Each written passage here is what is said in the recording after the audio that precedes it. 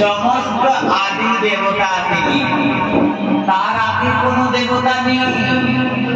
কেন তিনি? কারণ তিনি সবার দেবতা। তাকে কংস পূজা করে, তাকে রাবণ পুজো করে, তার মানে তিনি রাক্ষসেরও পূজিত। তাকে মানুষও পুজো করে, তার মানে তিনি নরেরও পূজিত। আবার তাকে দেবতাও পুজো করে। তাহলে যাকে মানুষ পুজো করে, যাকে দেবতা পুজো করে, যাকে রাক্ষস পুজো করে, তিনি হলেন দেবকাদের মহাদেব। ভগবান বিষ্ণু তখন ঠিক করলেন, আমিও শিব আরাধনা করবো, কারণ আমার গুরু শিব নিজে। এই সম্পর্কে একটা কথা, অনেক বৈষ্ণব